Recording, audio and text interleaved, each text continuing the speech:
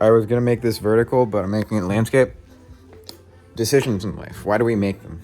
And how do we make ourselves understood to people? How do we make ourselves sentimental to people? This is the sort of paradox of authenticity.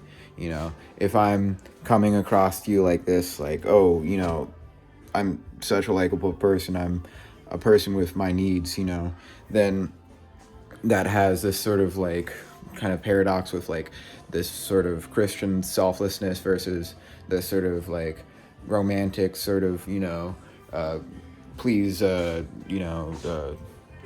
make me happy or whatever. That's the way of thinking about it that complicates it, of course, when you're sort of saying, am I doing this for this person or no, right?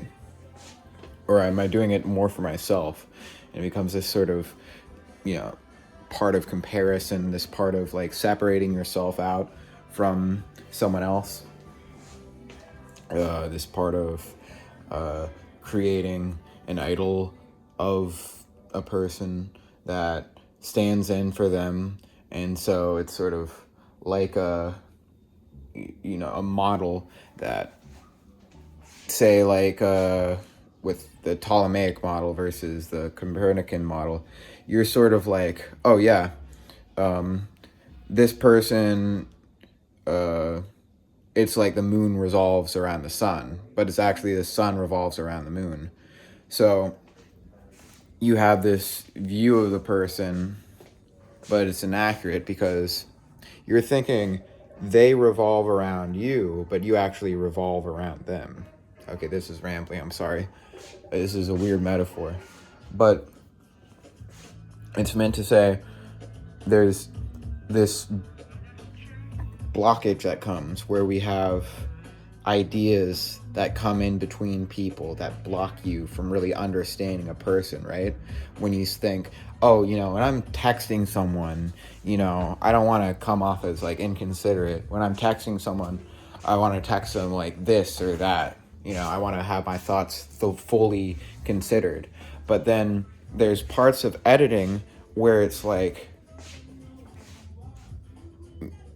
there's a struggle to, maybe have a relationship that's close, but also not, overly, familiar in a negative way. How much do you make? How is your sex life? To quote The Room. Milk. So then, this is the perception and the space of, social life, social systems. But then, in terms of, systems that are of the mind, right? How is choice made?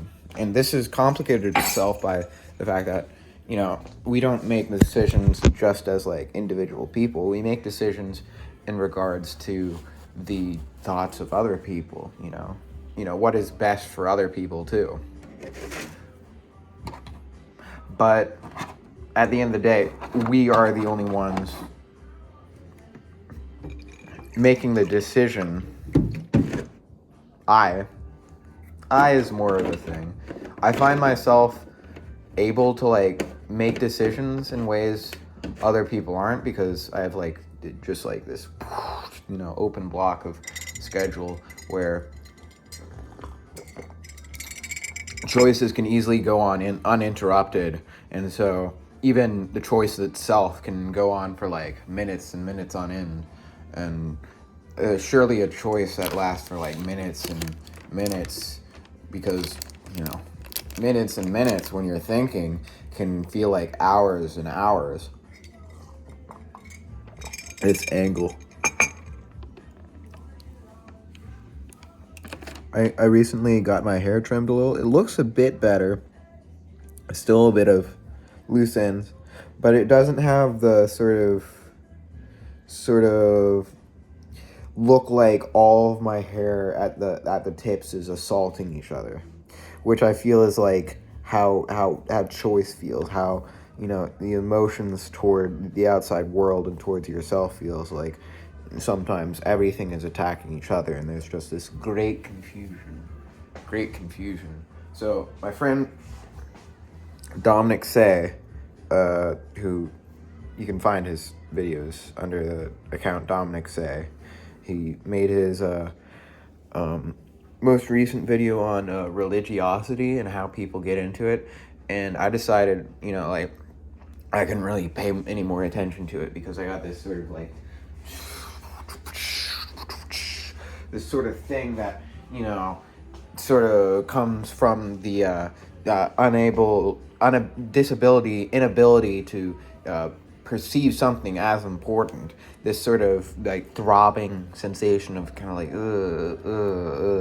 like, and this waiting, which I feel like just this kind of, need to kind of like jump out of a car before it like goes off this hill, and I'm like, like, fuck shit, like, and you have to like, put the brick on the pedal, because you're trying to like make it look like you've disappeared. Oh no, I'm not here, right? And you're trying to like get out the door and like do a barrel roll, right?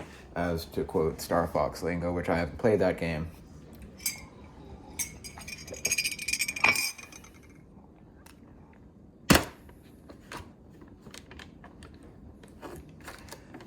So,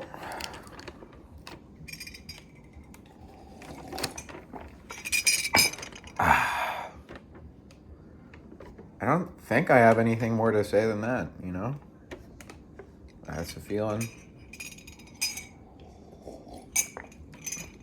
And I've been paying attention to the alchemy of emotions and how it like changes, and you have to stay on top of it, or else you're gonna be controlled by these emotions. They're saying, I feel so much of this, so much of that, and you gotta get above that guy. And you gotta do something, which, to do something, I realized, to an extent, there's, when you're in the shit, right, you can do kind of two things generally. You can, like, feel different, and you can do something different. And either one can kind of change your mood. I suppose I overemphasize feeling different, not, like, doing stuff different.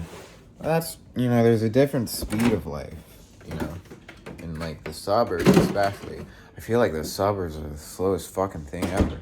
But that could just be my, like, own individual experience where, I'm not so rural that it's like, well, what else would I do but go over to the Heebly-Jeeblies, right? And I'm not so urban that I'm like, oh, the world is yours. It's all outside your doorstep. I'm like, there's a certain divide between scheduling and preference and closeness and,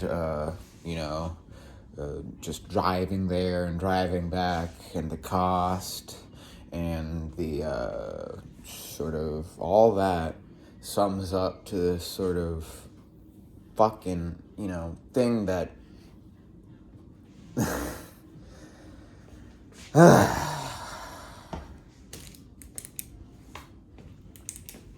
people are busy. People are fucking busy.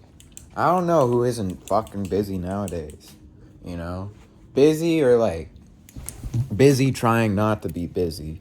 Just being like, oh, I should totally do that right now. What am I doing? I should totally be doing something else. And I feel that all the time, like the feeling like, what am I doing? I should totally be doing something else.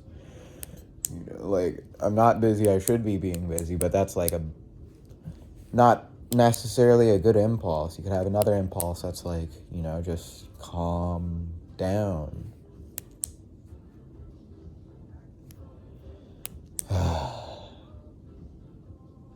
and this disconnect. And I want to be more connected. And I know I can be. But how to do it? Fuck. It kind of scares me. But Yeah. Woo! So now I'll watch the rest of Dominic's video.